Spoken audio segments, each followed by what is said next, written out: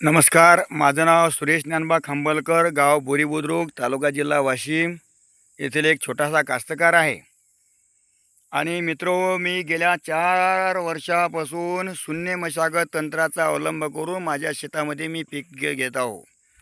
हे जे आपल्याला दिसत आहेत ते बेड, हे गेल्या 4 वर्षापासून मी जसे तसे ठेवले होते, मोडले नव्हते.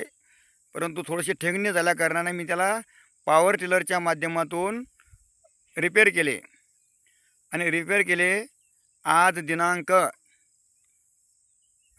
14/6/2025 हा व्हिडिओ बनवत आहे मी. सकाळी दुपारी 4 वाजता, 4 वाजून 47 मिनटं झाले. तर 3:30 वाजता आमच्याकडे 3 ते 3:30च्या दरम्यान खूप जोराचा पाऊस झाला, वारं वादळ झालं. त्या पावसामुळं ज्या शेतामध्ये शून्य मशागत तंत्राचा उपयोग केला नाही, माझ्या शेजारचं शेत, त्याच्यामध्ये पाणी संगळलेलं आहे. बघा, दूर दूर हे मशागत केलेलं शेत आहे आणि याच्यामध्ये पाणी संगळलेलं आहे, हे बघा. आणि आपल्या शेतामध्ये कोणत्याही प्रकारची मशागत नाही केली. हे शेत पूर्णपणे सुकून गेलेलं आहे. पाणी याच्यातलं सुकून गेलेलं आहे. आजही याच्यामध्ये आपण बूट किंवा चप्पल घालून आता हे चालू शकता. अवघ्या 1 घंट्याचा फरक आहे मित्रो. 1 घंट्या पाणी गेल्याच्या नंतर, उघडून गेल्याच्या नंतर 1 घंट्यानं मी हे व्हिडिओ बनवत आहे. तर अशा जबरदस्त फायदा या शून्य मशागत तंत्रामुळं शेतीचा झालेला आहे.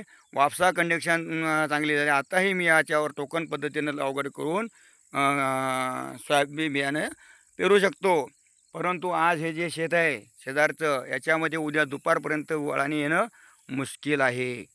हे केवळ आणि केवळ फक्त आणि फक्त शून्य मशागत तंत्रामुळं झालेलं आहे. माझ्या शेतामध्ये आज 1 घंट्याच्या नंतर पूर्ण वापसा कंडिक्शन झालेलं आहे मित्रो. हे बघा तुम्ही. मी पूर्ण या 2 एकरामध्ये बेड रिपेअर करत आहो. बेड रिपेअर करत असताना मधातच पाऊस आला कारणानं रिपेअर करणं थांबलं. हे तिथे माझी मशीन ती उभी आहे, हे बघा, ही मशीन उभी आहे. तर रिपेअर करणं थांबलं. तर मी फक्त मशीनकडे लक्ष देण्यासाठी शेतामध्ये आलो. तर मला शेतामध्ये अभूतपूर्व अशा चमत्कारिक काही गोष्टी पाहायला मिळाल्या. याच्यामध्ये हे बघा, पूर्णपणे वापसा कंडिक्शन झालेलं आहे. पाणी जे आले हे नालीनं निघून गेलेलं आहे सरळ सरळ. पण शेजाऱ्याच्या शेतामध्ये आजही पाणी तुंबून आहे. पाय फसतात आणि आपल्या शेतामध्ये नेमकीच काहीतरी माती पायाला लागत आहे. हे बघा, मी हे गेल्या 4 वर्षापासून माझे बेड जशा तसे होते. पण या बेड थोडेसे ठेवणे म्हणजे त्याची उंची कमी झाल्या कारणानं मी पॉवर टिलरच्या माध्यमातून याला रिपेअरिंग केलं. हे जे तंत्र आहे, हे तंत्राचा मी यूट्यूबवर गुलाबरावजी खंडागळे यांचे व्हिडिओ पाहिल्यामुळं मी प्रभावित झालो. हे मी आत्मसात करत आहो.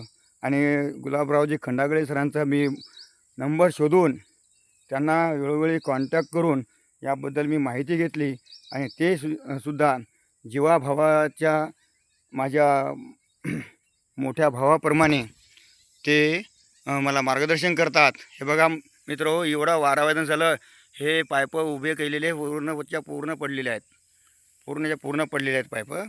हे बघा, हे आता माझं 7, 8, 9 दांडं 9 बेड राहिलेले आहेत रिपेअर करायचे.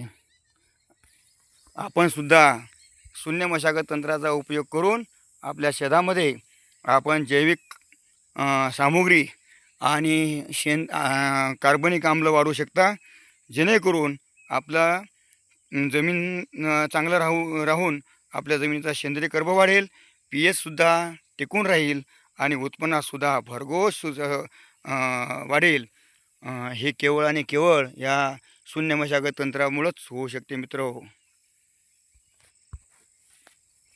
आपण येणाऱ्या काळामध्ये रासायनिक खताचा वापरसुद्धा कमी करू शकतो. मी सुद्धा कमी केलेला आहे. माझ्या शेतामध्ये अवघ्या एका एकराला 10 किलो प्रमाणे मी खत रासायनिक वापरत आहे. बाकी कोणत्याही प्रकारचं मी याला खत देत नाही. आणि फवारणीसाठी जर म्हणसाल तर फक्त शेवाळ्या वापरतो.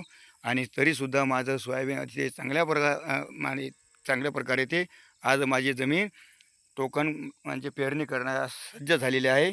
मी उद्याला यावर टोकन करणार आहे. सकाळी हे बेड हे करून उद्यापासून मी टोकन करायला सुरुवात करणार आहे. या राहिलेल्या बेडवर पाऊस आला की लगेच पुन्हा टोकन करणं सुरू.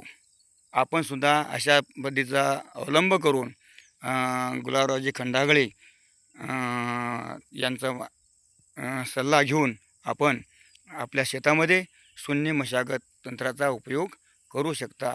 नमस्कार, धन्यवाद.